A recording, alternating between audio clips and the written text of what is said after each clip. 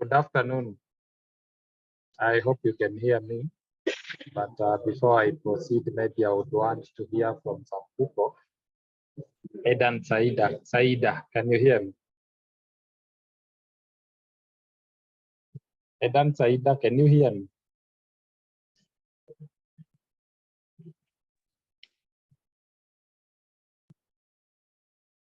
Jemima.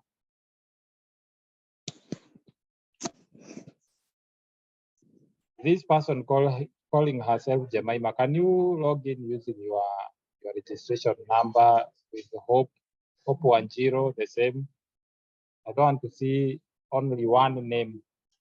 We don't know who you are, so kindly make sure that you join with your registration number and your name. Otherwise, I'll kick you out of this class. So can we do that? I've given you 2 seconds to do that. Jemima and Hope 10. Otherwise, I'll kick you out of this class. The next time you'll be joining this class will be next. Hope 10 and Jemima. We don't know who you are. So log in using the right credentials. Samuel Ngaroya, can you hear me?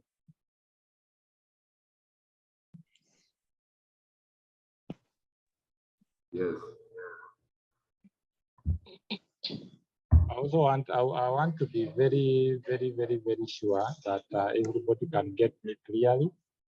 Even though where I am, I'm in the staff room, so there is a lot of background noise. I am trying my best to make sure that we can have a conducive learning. So Jemima, I'm still waiting for you to change your name from Jemima to a student Mukiwa na Hope. Otherwise, tajishtukia mko nje. Can we do that very fast?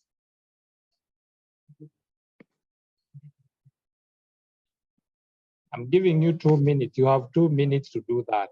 It's 2:23, 2:25. If you will not have done that, I will just kick you out of this class. Hope Wanjiro and Jemima, I hope you can hear me. Abdi Tifa, can you hear me?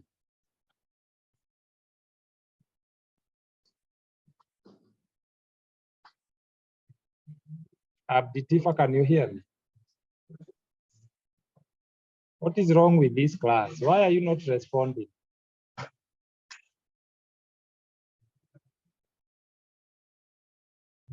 Felix Okumu, can you hear me? Yes, I can hear you. You are sounding very funny. Masi Shitoro, can you hear me? Yes, I can hear you, sir. Thank you. Jemima, I am still waiting for you to change your name. Join using the right credential. Otherwise, you will not have anybody to blame. So I'll be kicking you out anytime from now.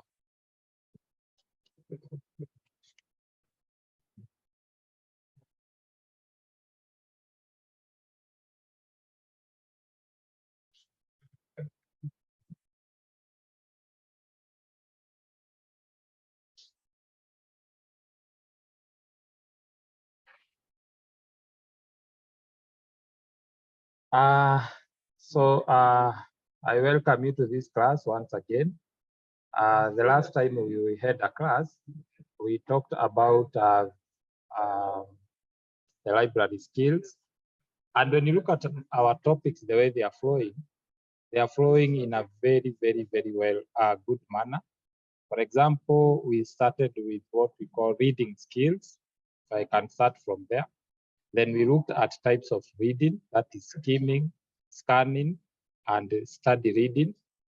And then from there, we jumped and we came to topic 7. And in topic 7, we did library skills. So after learning how various types of reading, we also came to library skills. And we read about how a library is supposed to be used and reasons as to why you as a student, you should learn library skills. Apart from that, we also looked at the various sections of a library And we said that one reasons why you as a student should learn library skills is that we want you to be independent. We want you to go to the library, look for a book and read. Also, we said that one reason why you need to know how to use or why you should learn library skills is that we want you again to the notes that the lecturer gives you, which are skeleton notes. You should look for material and fill in the materials or the information that is missing, because we cannot exhaust everything. We cannot say that we have taught you 100% as far as a topic or a unit is concerned. That's why we send you to the library to do consultation with the material.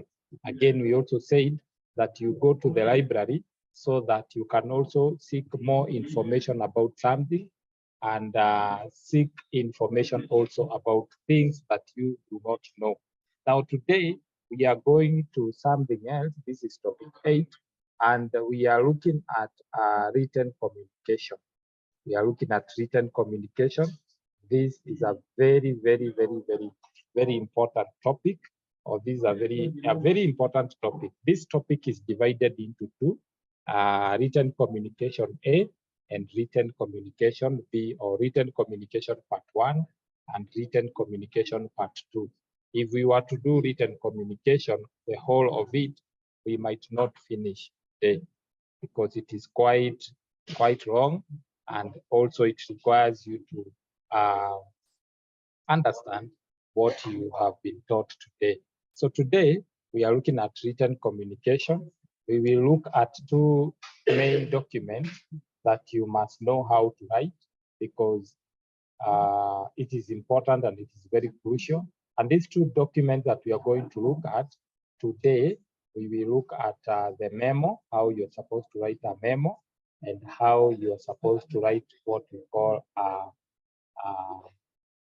minutes, memo and minutes. So next week, we will look at how you are supposed to write a cover letter, how you're supposed to write a report, how you're supposed to write a CV, and how you're supposed to write various documents like warning letters, so on and so forth.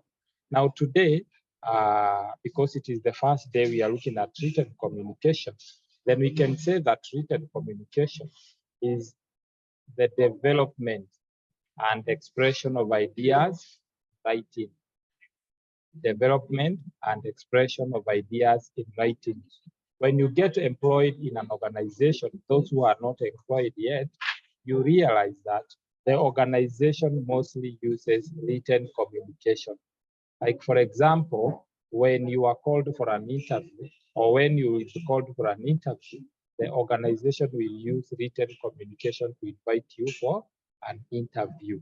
When you go to sign a tender, the organization uses what we call written communication. So we cannot say that now that we are in the digital age, we are going to be using what? Other means of communication. I'm not saying that they are not good. They are good, but mostly many organizations as we speak nowadays, they use written communication.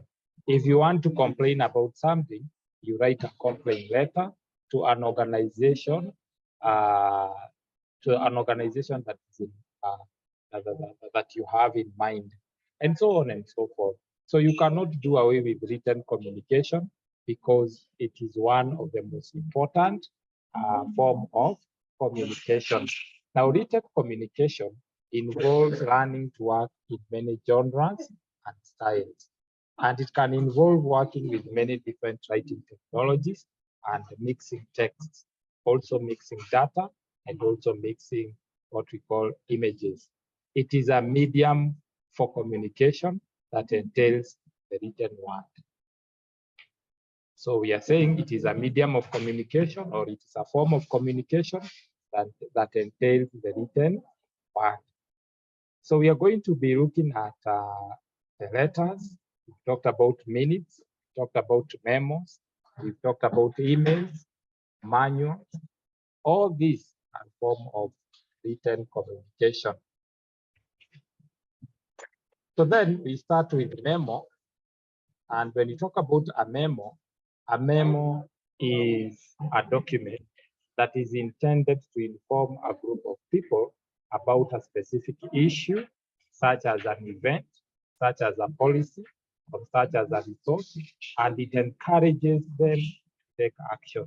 So the word memorandum means something that should be remembered or be kept in mind. When we write memo, we have two types of memo. We have internal memo. Internal memo is a document that is written to employees, and it is intended for internal communication only. Then we also have external memo. External memo is a document that is written that talks about an event, a policy, or a resource that requires you to take an action. That one is meant for the public outside the organization. So how do we write a memo? So I'll be going through the written one, and then from there, I'll be showing you, I'll be taking you through how you're supposed to write a memo. Number one, you're supposed to write the heading segment. Heading segment. Every memo has got a heading. So in this heading, you're supposed to specify who the memo is for. In the heading segment, you're supposed to specify that this memo is for the Department of Communication and Media, and who sent it. The memo is for this department, who has sent the memo. So the heading segment should also include the complete and exact date the memo was written. If the memo was written today, it should have today's date, even if that memo is to be sent tomorrow. It should have today's date, then it is sent tomorrow. So it has to have a complete date and the exact, it has to be complete, and it has to have exact date there. The memo was written, and the subject matter. For example, the subject matter is payment, payment delay. Maybe that is the subject matter. So the subject matter is what the memo is about. The memo might be maybe observation of COVID-19 measures or observing COVID-19 measures. That is the subject matter. So a sample heading would look like, for example, 2. 2 is where the memo is going to. The name and the job title of the recipient. The name and the job title of the recipient. The recipient is the person the memo is going to. So if I'm writing a memo to my students, then I will write 2, communication and journalism, communication and journalism student, or to the Department of Media as a design. From, you have to include where the memo is coming from. So if the memo is coming from the head of department, write head of department, Mr. XYZ. If it is coming from the branch manager, XYZ. Then it also have to have a date, the date when the memo was written, not the date when you have, not the date when the memo will be delivered, but the date when the memo was written. And I've given a very good example. If you write today a memo, you should include that date today, today's date, even if you are going to send the memo tomorrow morning. But if you are going to send the memo today, this time, then you include today's date and send it immediately. Then it also needs to have a subject or a read. A subject is what the memo is all about. Like I have said, that if the memo is about increment, salary increment, let it be salary increment or salary review. Coming from who? Maybe it is coming from the human resource department or human resource manager. The date it was written, maybe it was written 1st of January 2023. So the subject is very important. Number 2, we are being told consider who the audience should be. Why should you consider the audience? Because you need to consider the audience so that you, in order to get people to read and respond to the memo. If the audience are small, there are people who have not gone to school or they are illiterate, then you should know how to write your memo so that these people, when they read, will be able to understand what you are saying. If the memo is written to the working class, there is a language that you use so that at least these people can see that you are on their level. So it is important to tailor the tone. Remember, we said when you write something, even if you are writing a letter to someone, people can read that letter and they can see whether you are angry, whether you are neutral, or you are happy. So it is always good to consider the tone, the length, and the level of formality of the memo to the audience who will be reading it. Consider the tone. Somebody can read a memo and can say, this person who wrote this memo was very angry. Or this person is very serious, or this is a very serious issue. Something like that. So when you read something, you can interpret, you can infer, you can deduce what is happening. So doing this effectively requires that you have good idea of who the memo is intended for. So here you are told, think about your audience. Think about your audience's priorities and concerns, and try to imagine why the information you are presenting will be important to them. Try to anticipate any questions your reader might have. And once you anticipate the questions that the readers might have, try also to answer it in the memo. For example, you are saying that there will be a meeting concerning salary reviews in your memo. Where will the meeting be? Are we increasing the salary? When you talk about reviewing the salary, you can review the salary upward or down. So when you write, for example, the subject is review of salaries, you must be able to indicate whether the review of the salary is downward or upward. So brainstorm some content for the memo, such, for example, evidence or other information that will persuade them. Because you can write a memo and people might not come. But when you write a memo on salary review, everybody will come for that because they want to know whether you are going to increase their salary or whether you are going to decrease their salary, so on and so forth. So again, you are being told, consider the audience. Considering the audience also allows you to be sensitive to including any information or sentiments that are inappropriate for your readers. When you know the people that you are writing the memo to, you will be able to choose your words wisely. For example, if you are writing a memo to employees of the organization, remember the employees of the organization are the ones who are working tirelessly to make sure that they make profits. So if you write a very bad memo, you are not considering the tone, you're not being sensitive with words, then these people might not, you might find yourself in the meeting. So it is good to consider the audience and also allow, considering the audience also allows you to be sensitive to including any information or sentiments that are inappropriate for your readers. I want us to go through these points, then I can show you the memo, how it looks like. Then the point number 3, you are told to introduce the problem or issue to your readers in the opening segment. Every memo should have an opening segment. So briefly give them the context behind the action you wish to take. For example, you are writing something to do, observation of COVID-19 measures, observation of COVID-19 rules and regulation.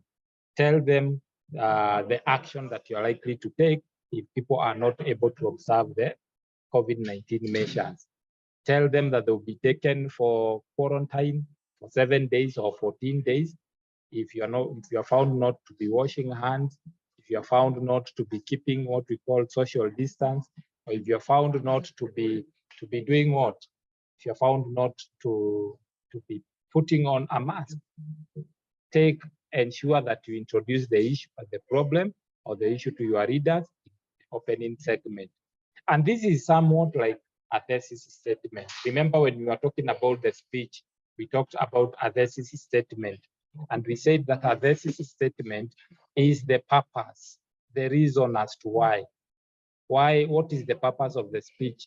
Because the thesis statement will be able to help people understand where you are coming from and what you are talking about. It keeps people on track. Number 4, you're also told suggest ways to address the issue in the summary segment. So we also have a summary segment whereby you're supposed to suggest issues on how you are going to do what to deal with the issue. That what you are summarizing here are the key action you would like your readers to take. And this can also include some evidence to back up your recommendation. So in a very short memo, it might not be necessary. There are those memos that are 3 lines, 4 lines, 5 lines. It might not be necessary to include a separate summary segment, but instead, this can be integrated into the next segment, which is decision segment. So then number 5, you're being told support your course of action. Tell us why you will take people for quarantine if they don't put masks. Tell us why you will take an action of taking people for quarantine if they don't maintain the social distance, that is 1.5 meters. Tell us why you're going to take people for quarantine for 14 days if at all they're not going to do what? To wash their hands or to observe COVID-19 measures. So then, number 6, you are told review and edit your memo to make sure that it is clear, concise, and persuasive. Actually, when you talk about a memo should not be so long. You should not have a memo going for 3 pages, 4 pages, 5 pages, 6 pages. A memo should be very, very short, brief, and to the point. So review, edit your memo, make sure that it is very clear, make sure that it is concise, persuasive, and free of errors. Check that you are consistent in the type of language that you use. And eliminate unnecessary scholarly words or technical jargons. Stop using words like quagmire. Stop using words like perambulating. Stop using words like very heavy words or technical words or jargons, because people remember we said that communication is creating a common understanding between the reader and between the sender and the receiver. If you use difficult words, you are not communicating. People will not understand what you are talking about, so you are not communicating. So that's why we are saying that check that you are consistent in the type of language that you use and avoid scholarly words. Scholarly words are words that we learn as we pursue our careers. Like if you do journalism, they are scholarly words. If you do what we call hospitality, you will come across scholarly words. If you do business, you're going to come up with terms, scholarly words like caveat emptor, and so on and so forth. Avoid such words in the memo, because the memo is specifically meant for communication. You also feel free to include lists, feel free to include charts and graphs at the end of the memo, because some memo might require that you use charts, you use graphs, so that readers can understand your facts, or readers can understand what you're talking about. And don't give too many whys. Don't give us too many whys as to why a certain or people will be, or a certain action will be taken. So it is important to explain why you want something done, but do not overdo it. Do not overdo it. So I want to share an example of a memo and how it looks like. I will be sharing an example of a memo and how it looks like. Just give me a minute.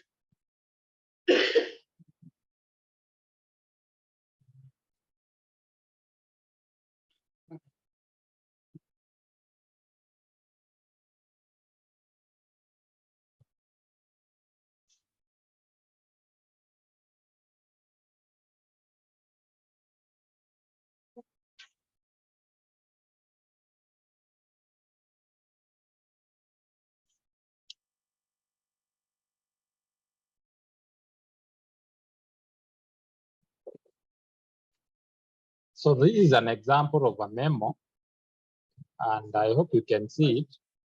This memo reads like this: Zitec University memo.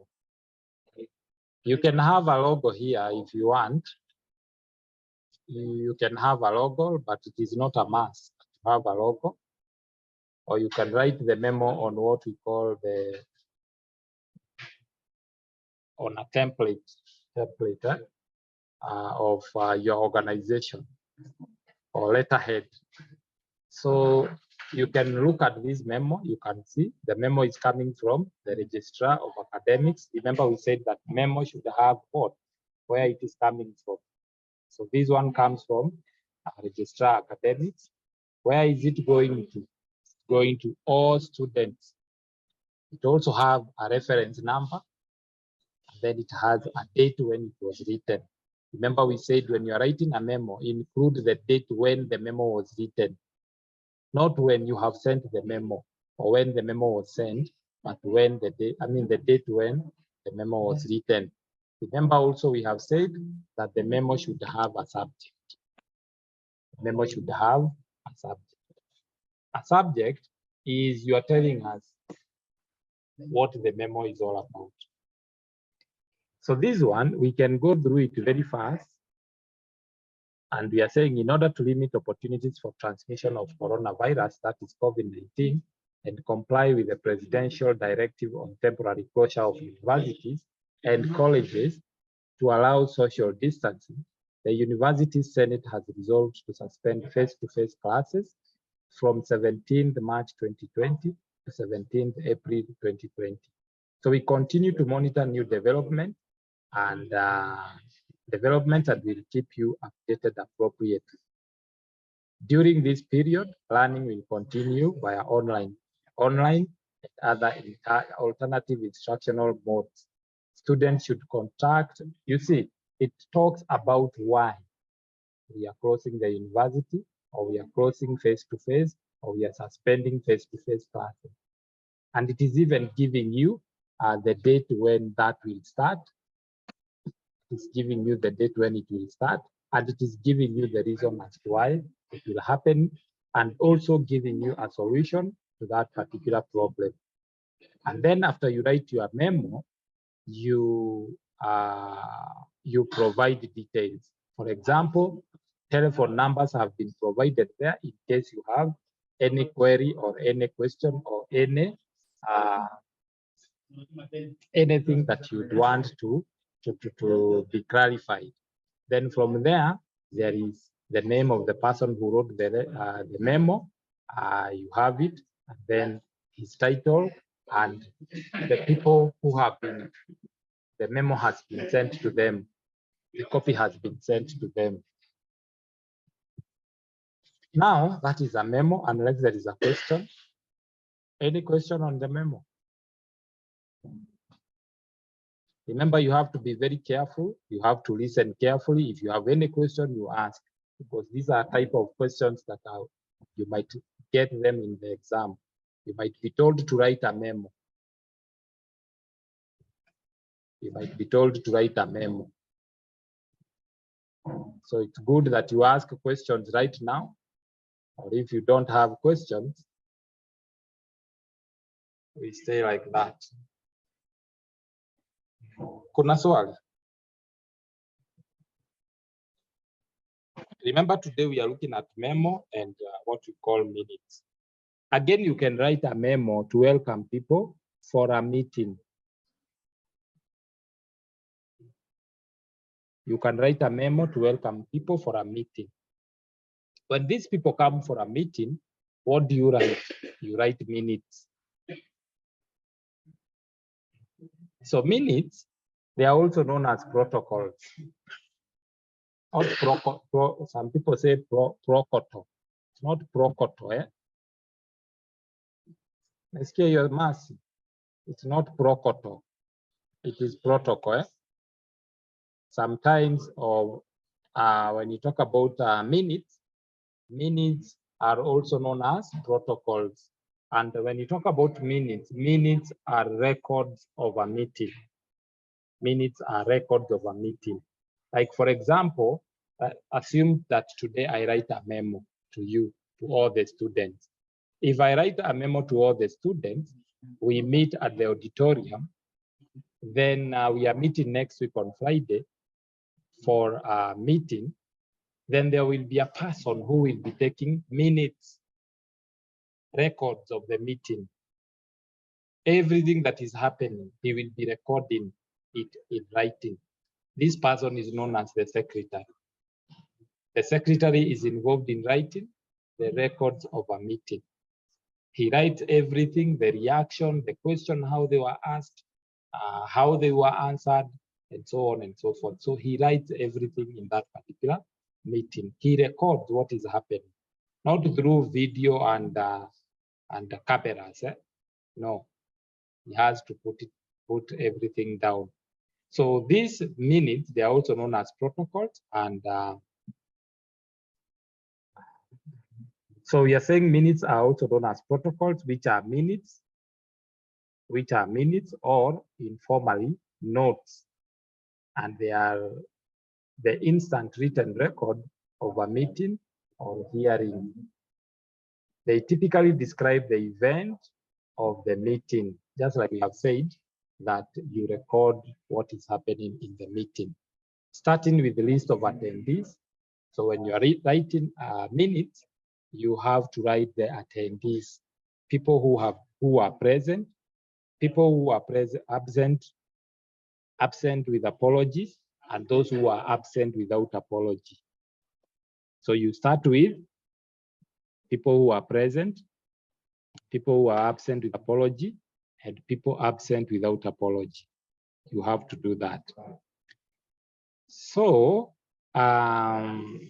they have what we call a statement of the issues considered by the participant and dated responses or decisions for the issues. So minutes may be created during the meeting by a typist. This typist is what we call the secretary, who may use shorthand notation.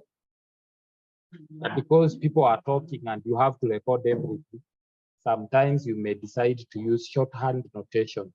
But when the meeting is over and you're preparing the minutes to be sent to the members who are in the meeting, you now write in full. And then prepare the meeting minutes and issue them to the participant afterwards.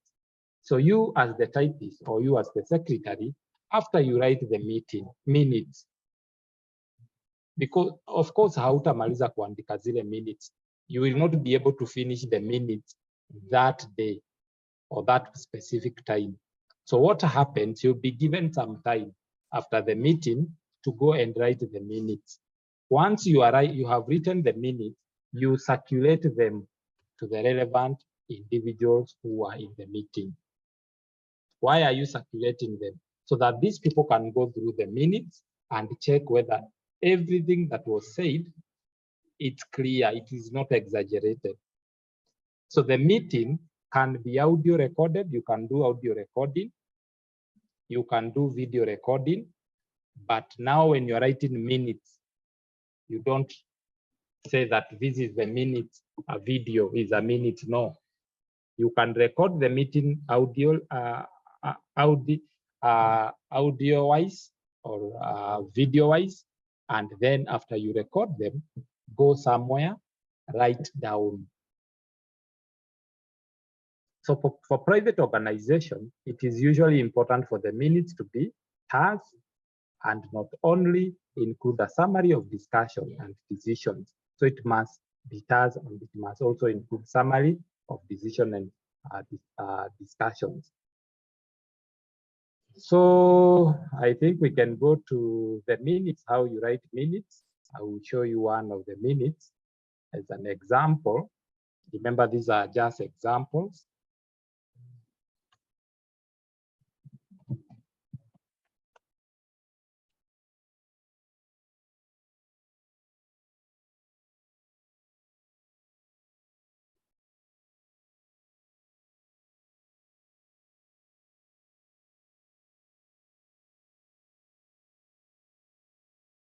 I am sharing the what minutes.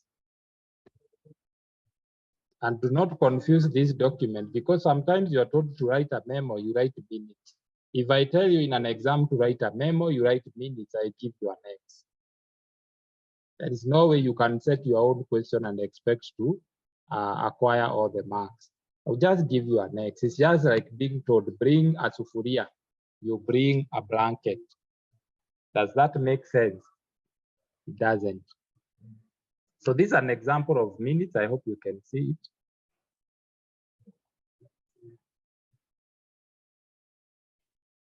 So we have said, wait a minute.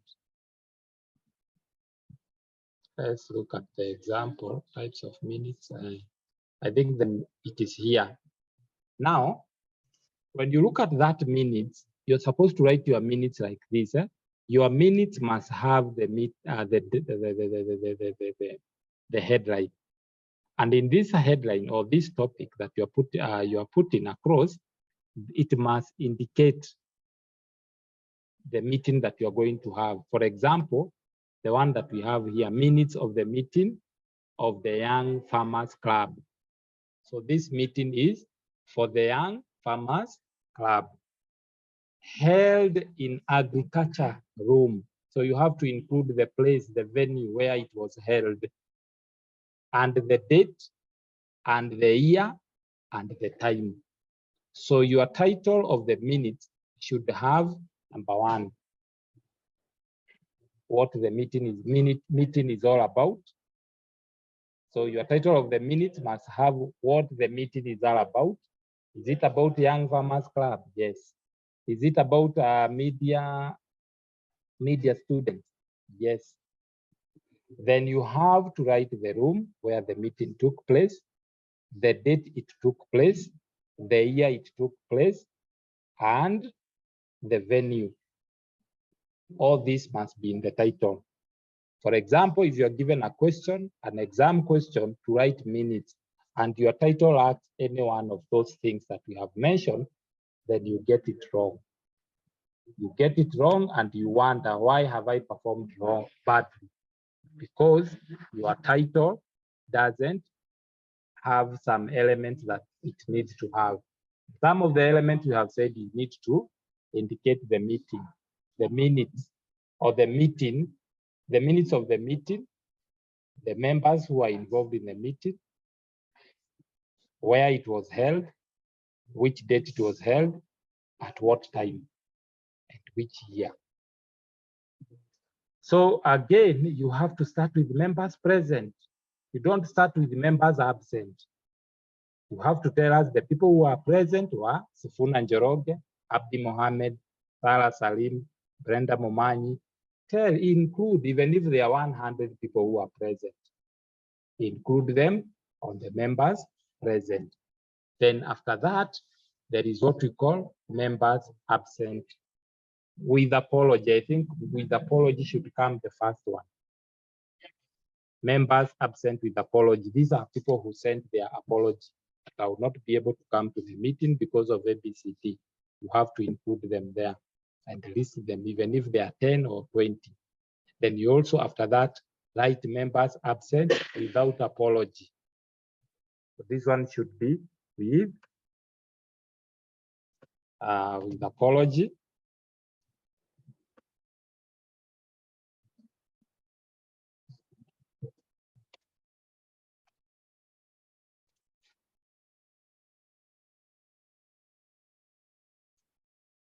With apology and without apology. So that's how it is, unless there is a question up to that point. So you must include members absent with apology and members without absent without apology. List them, even if they are 20, list them. Then you go to the next part, which is called in attendance. In attendance are people that come to the meeting and you had not invited them for a meeting, for that particular meeting. For example, maybe you are going for this particular meeting of the Young Farmers Club. And on your way, you find that there is another person who wants to accompany you to the meeting. And maybe he's a senior person. Maybe he's a senior person and he's an interested party. So you go with him. That person is called an in attendance. In attendance, because you had not welcomed him for the meeting. Then after that, after you write the members present, members absent, in attendance, and so on and so forth, we go to the agenda. You need to include the agenda of the meeting. Number one, agenda is preliminaries. Number two is reading and confirmation of the previous minutes.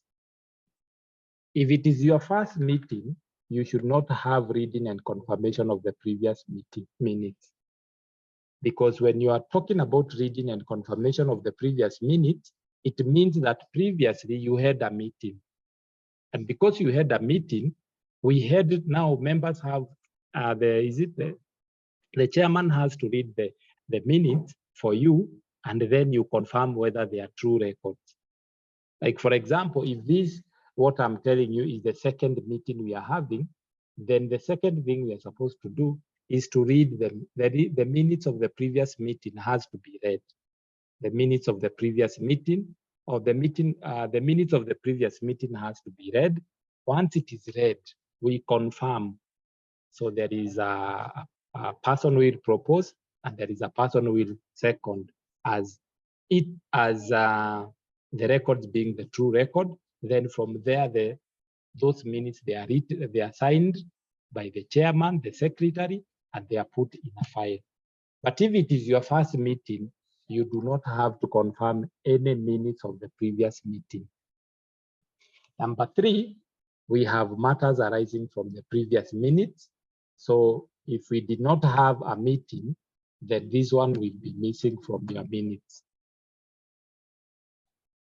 So why are we looking at the previous minutes? We are looking at the previous minutes to see whether those matters that were arising from the previous meeting, whether they were solved. If they were solved, well and good. If they were not solved, we start from there. Then we can also have another agenda like agricultural visit, Nairobi show, AOB, and adjournment. So when you're writing your agendas, like for example, agenda one becomes min one. You can use any number here depending on how the organization feels like. You can even have min 1. You can have min 1, maybe Z, depending on the style that you feel it's good. So in other words, we can have the agenda that you have listed here, preliminaries, reading and confirmation, matter arising, you have to write them appropriately. So when we come to min 1, preliminary simply means maybe the chairman greeted the members, maybe you started the minutes by welcoming members from, the chairman started the meeting by welcoming members from a long holiday, maybe a Christmas holiday, and how did the meeting start? That is what we call preliminaries. Maybe it started by a word of prayer from maybe somebody. And when you're writing the minutes, do not include that the Brenda Momanyi started the meeting with a word of prayer. And when we come to the members absent, Brenda Momanyi was absent. Be very careful when you are writing minutes. Also, min 220, you can see it is reading and confirmation of the previous minutes. So you can see. So the minutes of the previous meeting were read through and proposed by. So we have to have people who are proposing and people who are seconding those minutes as the true recording of the meeting. So you arrange your preliminaries like that. I think I wish to go to point number 6A or B. A or B. A or B is any other business. Maybe in the meeting, there are some issues that arose that were not part of the agenda. Maybe they were talking about how they are going to contribute and open a new account for the young farmers. That's an A or B, any other business. Maybe any other business was we should invite professional people to be talking to us about maybe investment. That was not one of the agenda, but it can be any other business. So then apart from that, you adjourn. To adjourn is to end the meeting. You need to tell us when the meeting ended and how it ended and what time it ended. And then when you're adjourning, you tell us when the next meeting will take place. So like, for example, adjournment here, we are saying there being no other business. Of course, there was there being no other business because any other business was dealt here. So it means that issues are now clear. There being no other business, the meeting was adjourned at 4 p.m. with a closing prayer from Lillian Charlo. The next meeting will be held on 20th March in the school hall at 10 a.m. So at this particular time, we don't know the agendas. So the agendas will be developed when that particular time comes or before that particular time. Agendas will be developed. And when you're writing the memo, the minutes, it has to, the chairperson has to be included and the secretary has to be included. So if the typist or the secretary types the memo of a meeting, you should not bring the memo when it is signed. The signing is signed once the confirmation of the previous minutes is done. So after it is verified and confirmed, or when it is proposed and seconded as the true record, then the chairperson signs that record there and then, and the date, the same case with the secretary, and that copy goes to the file. So somebody can come claiming that that is not what we said. So you can go back to the file and retrieve the file and say, and show him, this is what we said at a particular date. So minutes are records of a meeting. Any question on minutes writing? Any question on minutes writing? Are we together?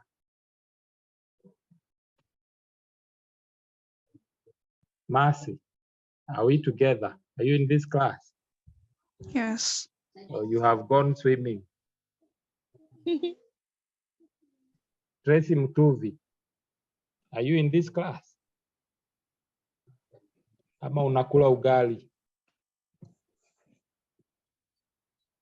Tracy,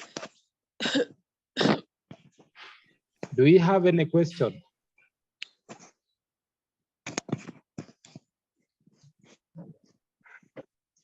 I am taking my time teaching you how to write minutes. Next time it will be you doing it by yourself. And by the way, let me tell you one thing. You need to know how to write minutes, because Yes. organizations usually have meetings every now and then. You might be invited for a meeting, Millicent or Rachel. You might be invited for a meeting. And then your boss might tell you, Millicent, you have done communication skills. Can you write for us minutes of this particular meeting? You cannot say, no, I will not do it. That's very rude. You will have to do it. So these things I'm teaching you, they are not for academic purposes only. It is something that you will be doing from now henceforth. If at all you wish to work in an organization, then minutes and memo are documents that you cannot avoid whatsoever. Aidan, one day you will be told, write for us minutes. So you are telling us you have done CPSM. and you are taught communication skills. Now, today we have a meeting, write minutes for us. You cannot tell your boss, I will not write. You will not run away. You will have to write it. So this is something that I'm not teaching you for the sake of the exam. I am teaching you for the sake of your life. You will be using that knowledge that you have learned to do what? To work with others. Sometimes you'll be told, write a memo to these people, write a memo to this particular group of people. You won't tell your manager, I don't know. In fact, when you say you don't know, it sounds very rude. Or when you tell your manager, I can't remember how we used to write memos. It sounds very rude. So this is something that you'll be using in your day-to-day life. So hii si ya nini peke yake, si ya exam peke yake. So we move on. If there is no question, I'm telling you the truth. One day you'll be told to write a memo, my friend. That day you will know what you will sweat. Utajiuliza nitaanzia wapi. So we are saying that publicly, now let's leave that. Importance of minutes. What are some of the importance of writing minutes?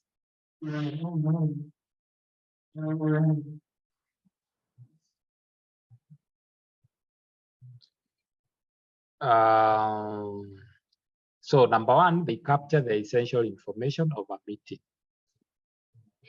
So they capture the essential information of a meeting. And it is important to capture the essence of a meeting, including details such as decisions that were made, how people reacted to something or to motions, and so on and so forth. So it is good that minutes are written. So next step, planned identifications and tracking of action items. So when you talk about minutes, you have been selected to be a typist or to be a secretary there, my friend, you will have to keep your ears on the ground. You will have to listen what people are arguing and write it down. Don't miss important details, because if you miss important details, the next time you are sending, when you are sending this copy to the members who are present, they will send it back to you. They will tell you this is not what we agreed. You have missed the important details. Can you remember? And you know, it will be very difficult for you to remember the whole meeting, what happened. So that's why when you are writing minutes, you should put everything down.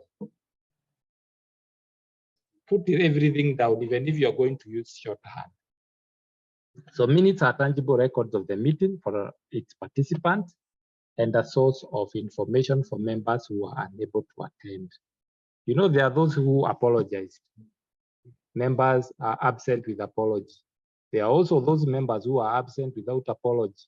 They will demand for those minutes to understand how you handled things.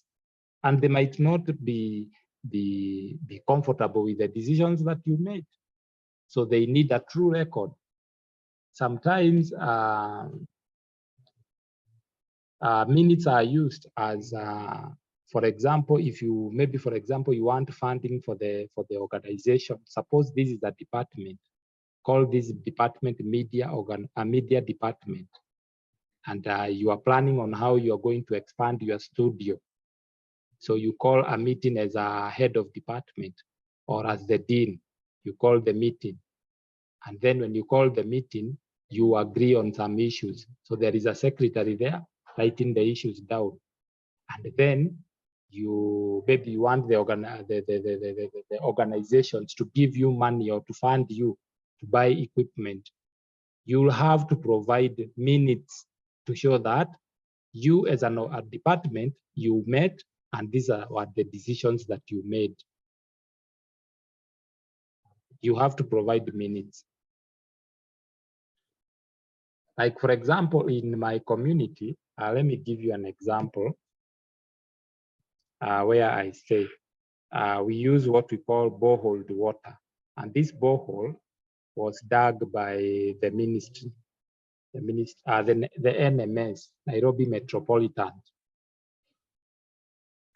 So it happened that there was what we call a power surge.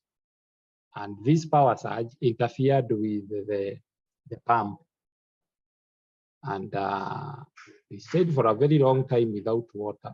And because we were benefiting from the water, and this water was dug courtesy of Nairobi Metropolitan Services. These members, the school, because it was dug in a school, a certain school there, and it was meant specifically for the school, but the NMS said that the community also should benefit from this water. So when this school suffered, it is said now those people who have been benefiting from the water, they need to contribute some money so that this water pump can be bought. The water pump costs 600,000. So they engaged some government officials, and some government officials said, no, you cannot buy that water pump. If you have to buy that water pump, then you have to write minutes. You have to show us minutes of the meeting that you held and whether people agreed to contribute that money you are telling them to contribute so that the government can approve it or disapprove it. So it was left at that, and it was left that the government should be the one buying the water pump, but not the ordinary mwananchi, because there were no agreement, there were no records to show that a meeting was held. So in other words, we are saying that minutes are very important because they show that truly a meeting took place and truly this is what we agreed concerning specific issues or concerning some events or something like that. So, so in some cases, you're told that meeting minutes can act as reference point. For example, when a meeting outcomes impact other collaborative activities or projects, just like what I've told you about the water pump. They act as a point of reference. You're also told that minutes can serve to notify or to remind individual of tasks assigned to them. Maybe in the meeting, you assigned some tasks. Mukasema ABCD atakuwa our chairman. ABCD atakuwa our secretary. This one will be our treasurer. Then if people are not able to know who the treasurer is, they can go back to the minutes and check who was elected as the treasurer. So minutes are very important. So what is involved in minutes writing? Number one, there are essentially 5 steps involved in minutes writing. Number one is pre-planning. You need to take records, record taking at the meeting, minutes writing or transcribing, and also distributing or sharing the meeting minutes. And also after doing that, after the minutes have been confirmed as the true records by the members, they are signed by the chairman and the secretary. And after they are signed by the members and the chairman and the secretary, they are stored in the file. I think that one we have talked about. So all these are details of what I have summarized. You will be reading them. And you are being told what? That meeting minutes usually include the following. I've told you, it needs to, the title, it needs to have a date. It needs to have a what? Time of the meeting and the year. It needs to have the name of the meeting participants. We have said those who attended, those who are not able to attend, acceptance or corrections, amendment. For example, when you read the minutes, people might say that is not what we said. So you as the secretary, you will go and amend those sections that are there. So the minutes writing processes, we have gone through a minutes.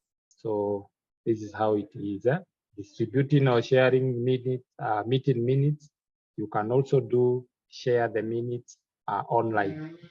Online, it means that you can send them via emails to people.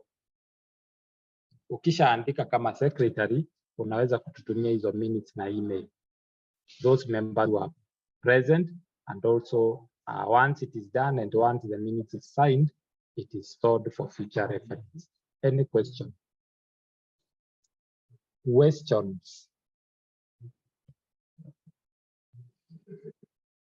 Do we have any question? Rachel, where are you? Is Faith here? I'm here. Thank you, Rachel. Is Faith in this class? Faith, Faith who?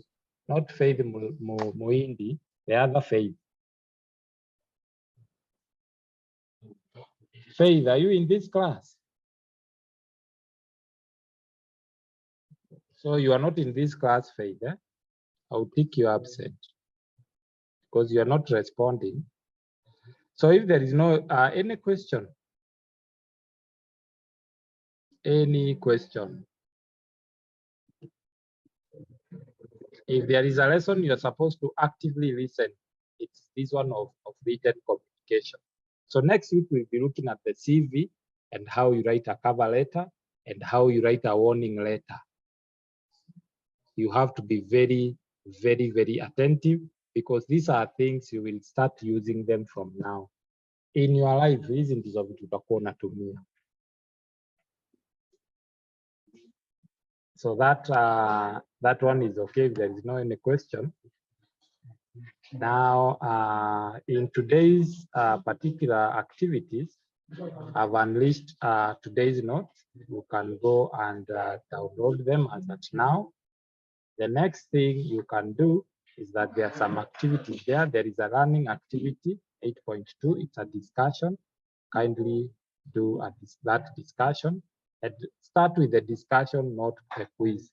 If you start with the discussion, the attendance will not be able to do it. So start with the discussion, then go to the quiz, and the attendance will mark itself automatically. Any question? Any question? If no question, then have a very good weekend and enjoy yourself.